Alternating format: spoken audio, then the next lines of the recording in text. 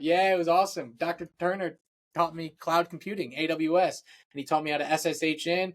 I can write my programs while sipping, you know, coffee down there in Bogota and working on my Spanish all the while.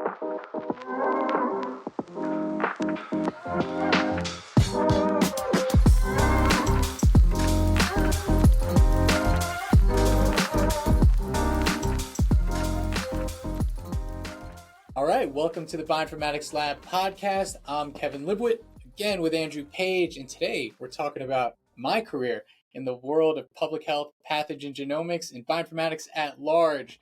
I don't know, Andrew, you want to maybe prompt some questions to get the thing started so I can, Yeah, I babble on mean, about my life in this is like science? a job interview for you, I get to interview you the other way around. And yeah, so like I've known you for nearly a decade at this point, I think. And it's been a long time and you've done quite a lot, but I don't know your earlier career. So tell me, how did you get started in, well, first of all, where are you from in the US?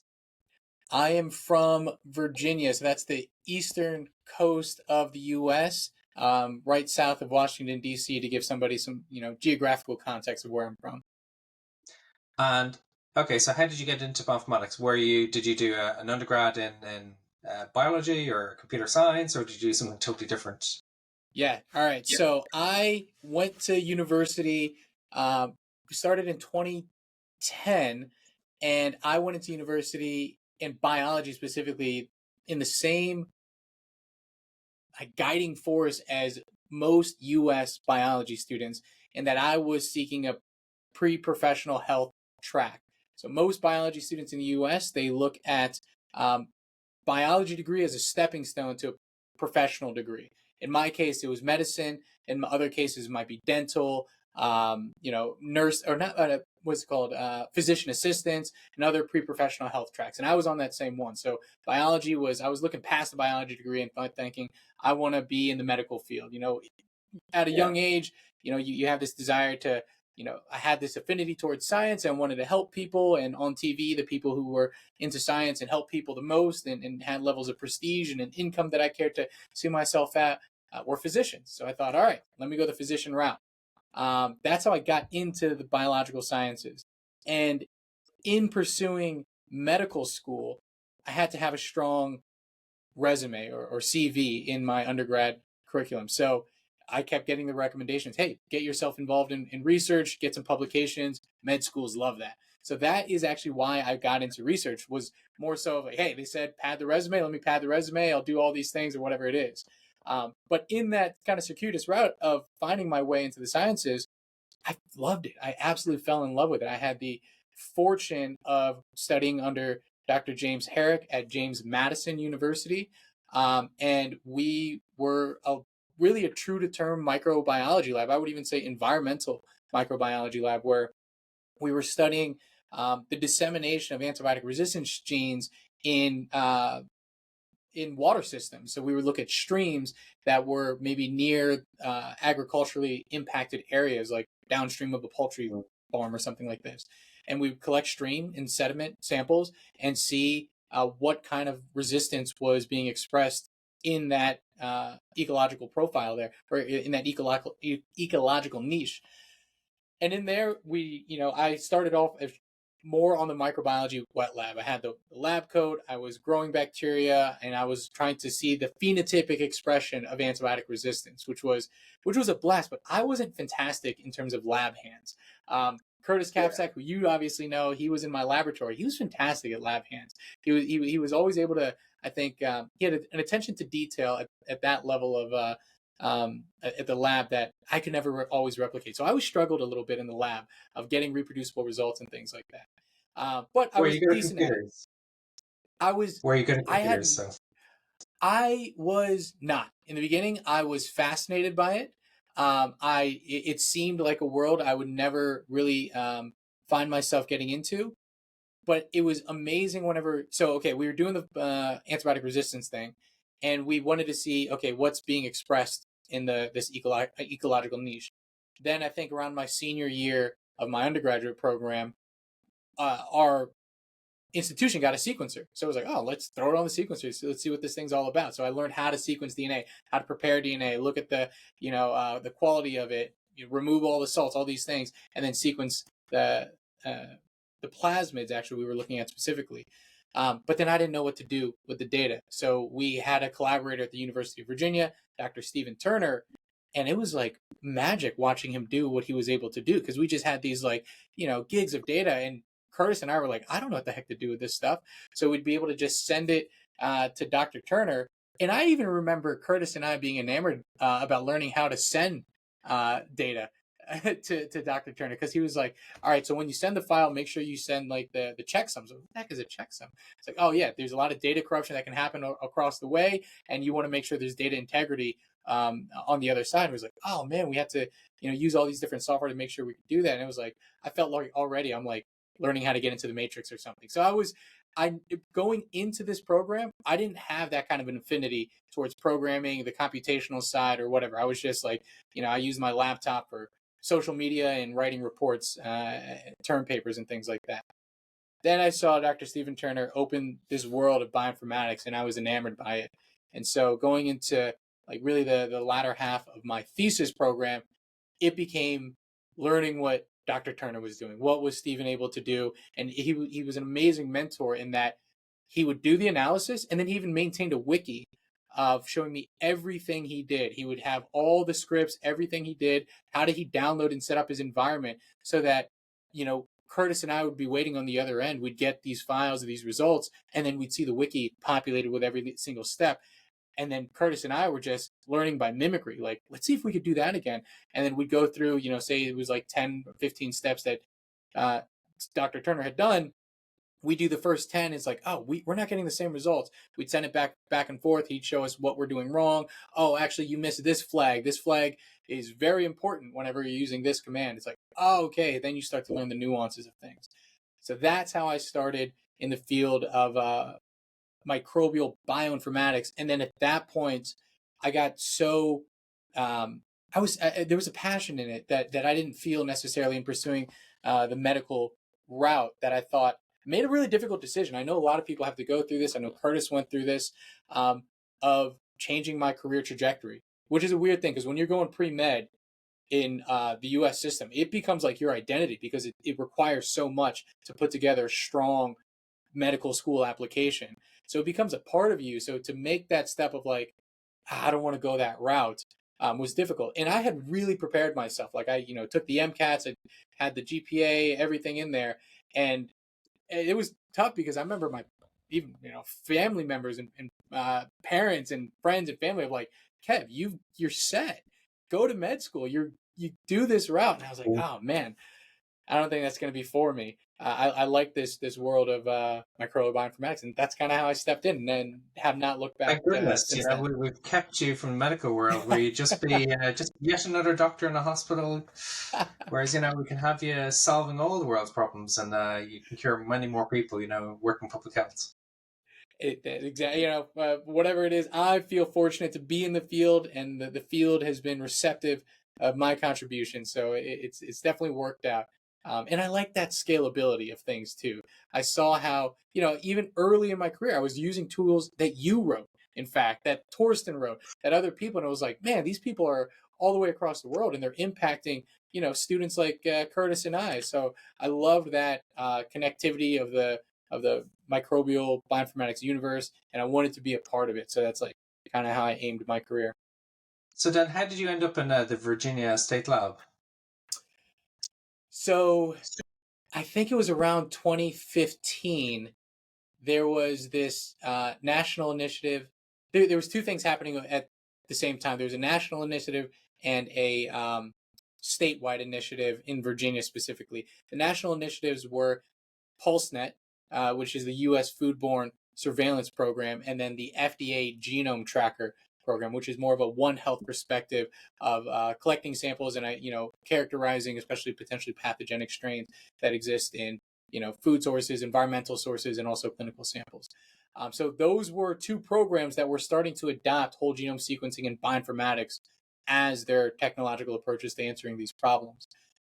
And Virginia the State Public Health Laboratory, Division of Consolidated Lab Services, was one of those pilot laboratories for these national programs. Like, hey, the FDA, who runs Genome Tracker, and the CDC, who runs PulseNet, they wanted to see, can we disseminate these technologies or distribute these technologies to the state level where they can start generating and analyzing data. Virginia was one of those first states, and they were first focused on generating the data of sequencing data, and they had all the technical capabilities in terms of well-trained wet lab scientists to do that. They lacked the bioinformatics side of things. So in Virginia, there was this Governor McAuliffe put this internship program out. It was called like Data Science Internship, where he was trying to merge the academic skill sets of data science with the public services. And so that was my opportunity. Virginia wanted to make sure that they had the technical capabilities and sought maybe they could fill that gap with academic partners through this Governor Data Internship Program. And they reached out to, actually, I believe Stephen Turner first at UVA. He was my mentor going through my grad and undergrad program. And Stephen Turner reached out to James Herrick. And this was right when I was graduating. So it was a product of incredible timing. Because even as I was in academia, I did not think about public health at all. I knew what the CDC was in general, but I didn't interface with them. I didn't know how public health decisions were made or any of that. But it was just by the happenstance of this data internship program, these national programs aligning, and then there's the key relationships of Lauren Turner and Stephen Turner, no relation, at DCLS and UVA, James Herrick, my mentor, and then my graduation time. That opened the door for me to, try this out. And actually, I will say this too, bit of a theme in my career, but after my master's program, I wanted to take time off and just start traveling. After a program like that, I wanted to kind of back away, take a reprieve before going into the professional world. So I actually had not planned on applying for jobs until like 6 months after I graduated. Then Dr. Herrick came to me and was like, hey, Kev, you should maybe look into this. This looks like a really good opportunity. It's like, no, man, I want to be able to travel. I don't want to go to Richmond and do this program yet. And then we kind of did a meeting with DCLS, and they're like, hey, it's going to be remote. I was like, oh, wait a minute. Maybe I can travel and learn how to do bioinformatics all at the same time. So something that I was able to do was actually I traveled to South America. I was in Bogota, Colombia, fulfilling my first bioinformatics internship in public health. So I was setting up like salmonella. Yeah, it was awesome. Dr. Turner taught me cloud computing, AWS, and he taught me how to SSH in. I can write my programs while sipping, coffee down there in Bogota and working on my Spanish all the while. That's fantastic. Did you get those opportunities so early in your career? Because some people don't get that at all. And it sounds like you just took the opportunities that arose. And found your own path in life rather than just following, I guess, what society or family expects you to do. You found a better way to run your life. So then you were in Virginia State Lab. So how did you get involved with StaPH B and things like that? Okay. So when I came into public health bioinformatics, that was 2015 is when I really started getting into public health bioinformatics with the internship starting, and then I think or kicking off, or those conversations happening with DCLS and JMU. And then the internship was carried out, I think, the summer of 2016. And then I was offered a full-time position at the end of my internship to come on as I think I was a senior scientist first at DCLS. And what I quickly was confronted with was I was the only bioinformatics scientist in my state institution. And then as I sort of, scoped out, I was one of only 4 bioinformatics scientists at the state level in general. Like the CDC had some bioinformatics technical capabilities, the FDA did, but no other U.S. states did. In all 50 states? There are all 4. 50 states. I think there were maybe 5. I could maybe actually we'll count Pascal was 5 in Wadsworth up there in New York, but that was really it. Yeah. It was wild because we didn't have the capabilities. We weren't generating data, so there wasn't a need to fill in with technical capabilities. So it was there was 4 of us that were actively communicating together. It was myself, Joel Savinsky, who at that time was at Colorado Public Health, Kelly Okeson at Utah, and Sean Wang at Minnesota, both of whom are still at those institutions. And, we didn't know about each other, but we knew that the CDC had some guidance in terms of like people like Heather Carlton, Lee Katz, and all the like of EDLB. So we would often be asking them questions about like, hey, how do I implement bioinformatics at the state level? And it became really clear very early on that the challenges at the federal level were very distinct from the challenges at the state level. So Joel and I had much more in common than maybe me and Lee in terms of challenges of implementation. So the four of us, Heather gave us each other's contact. She was like, hey, I don't know exactly how to answer your question, but maybe Joel in Colorado or Kelly in Utah or Sean in Minnesota can help you out. So we all started communicating, and then it became a regular call, and we were having a blast doing it. And then we started inviting other people who were looking to integrate bioinformatics at the time. And then it became this consortium of scientists trying to address these common problems in public health bioinformatics. So then we slapped a name on it, put a logo on there, and we became the State Public Health Bioinformatics working group there, StaPH B. And that's how it rolled. And now I believe at this point, every U.S. state, multiple local public health jurisdictions are also represented in that working group. And there's multiple projects that have gone on to help the community at large. Of course, I think most notably the Docker Builds project, containerizing microbial bioinformatics software for public health laboratories. That's brilliant. You're there from the very start. Yeah, I got that front row seat. Yeah. So then, how did your career progress then in the lab, and how did you end up in Theagen with Joel? Yeah. All right. So then that became a whirlwind of activity. So I came in as a contractor position in DCLS. Then I got to participate in the APHL fellowship. I was a bioinformatics fellow for a year. Amazing experience. That is what allowed me to meet some of the folks at Office of Advanced Molecular Detection really directly. So I got to meet folks like Duncan McCannell, Greg Armstrong, Scott Salmons. They did an amazing job, especially we were such a small cohort, of giving us their time. That I think that was the most valuable thing, especially a young career scientist, and you're speaking to the head of this program at the CDC that's doing such great work, and they were amazing. That I'm forever thankful for that group. Tiki Barnes as well was a major player in that.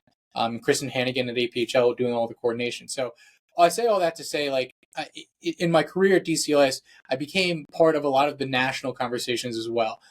In the latter years of DCLS, I was also the bioinformatics regional resource of the Mid-Atlantic region. So I was helping other laboratories, I think it was 8 states, also build up their bioinformatics capabilities. Joel had a similar position in Colorado. So he and I got to talk a ton. And he was all from the very beginning, very much a mentor to me as well, because he had been through his career in the Research Triangle Park and oil and gas, and then came into public health. And I was just like, just fascinated by somebody who was walking through their career, who done a whole other career prior to this.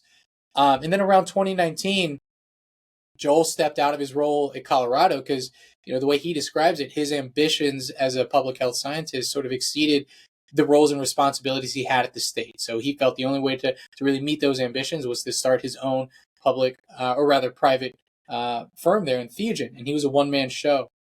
I had never seen anyone do that. I did not even know that that was an option or possible. I thought it was so gutsy. And I was like, whoa, man, we have these like sought after state jobs. We have pensions. We have all these things that are like, why would you ever leave this? And then I saw him walk out. I was like, man, that was gutsy. And then he really is he founded this thing where he saw he had his ambitions and he wanted to follow through with them as a private entity. So then fast forward, and I can kind of go through this in just quick session here, but 2020, my wife and I again wanted to take some time off and do some traveling. So I put in my resignation letter, I think maybe top of January, where my wife and I were going to take a year abroad. Of course, 2020 was not the year to travel a year abroad. So COVID hit. And so I stayed on in my position a couple months longer to make sure that we can, one, bring in the incoming scientist who's going to replace me, Logan Fink, who's still there today. And set up a lot of their SARS-CoV-2 bioinformatics infrastructure. But then I still ended up taking time off from my professional world. I left DCLS spring or maybe early summer of 2020. My wife and I took our bit of a sabbatical, roamed around the U.S., backpacking in the backcountry and mountains and woods of the U.S. And then later, maybe winter or fall of 2020, I was actually all the while I was communicating with Joel of like, hey, professional advice to get back into the field. I remember at that time I was even interviewing for different companies. He was helping me, coaching me on that, for hey, how do I position myself and explain, my time in DCLS and where I want to go. And then he just was like, hey, I'm actually, this thing's rolling here with Theagen. Would you want to join me? I think we can take a lot of the knowledge we learned as Bioinformatics Regional Resources and help apply that to laboratories beyond what we were doing as state scientists. And that was it. So 2020 joined Joel, and it's just been rolling since 2021. We started working with a number of different public health laboratories, taking that model of open source, accessible resources that are reproducible, helping public health laboratories implement these technologies. And now, 3 years later, we got a team of 16 scientists all over the world that kind of embodying that same ethos of bioinformatics implementation. Both Joel and I, and most of the scientists actually, I think all of the scientists to some extent, have experience working in a public health setting. And so that's the perspective we're coming from right now. We're working with the public health laboratories to implement these technologies. And that's how I got where I'm at. That's really awesome. And it's really awesome to hear so many different, we talked to some different people, all their different career paths. There's no like one career, say, I don't know, with a medic, you go into university, you do your thing and, come out the other side. And it's all kind of pre-planned and, you can see from, 10 years out what you're going to be doing and where you're going to end up. Whereas in this kind of role, it's such a new field, it's emerging and you have to kind of figure out it as you go along, take the opportunities as you go along, and things are changing all the time and you adapt. And I think it's really, really cool. And I think probably every single person you talk to is going to be quite different in their approach. Some will come from computing, some will come from biology, some will actually do degrees in bioinformatics, which I think is crazy, like that, even courses like that exist. But there you go. I wonder, are there any courses in microbial bioinformatics? Say it again? Probably not. Are there any courses in microbial bioinformatics? Oh man, maybe like a lecture series or something like that, but maybe not that specific and niche yet. In the future, there will be, I'm sure. Or, microbial bioinformatics in public health, it'll be that niche. Yeah, it's that applied. And it's one of those things, and we can maybe end on this. Like, I love talking about my career. It'd be for exactly that reason. I think not everyone is, has that affinity of that set path. There's some people that do. Like, I have close friends, family, they love the set path. That's the way their mind works, and it's beautiful for them. I think there's also a lot of people like you and I who maybe wanted to kind of jump around and do different things. So I like expressing that side of the coin as well. And one of those things that is, I remember hearing early in my career that was like this cheesy line, but it's so true. But like the position you're training for doesn't exist yet. And that has been so true. Every position I ever took on after graduate school did not exist. I was the first person to embody the bioinformatics scientist at DCLS. I was the first one to be the Mid-Atlantic Regional Resource. I was the first CTO at Theagen. So every position that I came into was created at the day I started. So I think that's going to be true for a lot of young scientists doing their trainings and looking at their career tracks now too. Awesome. Well, it was great talking to you, and I'm sure we'll catch up again next week.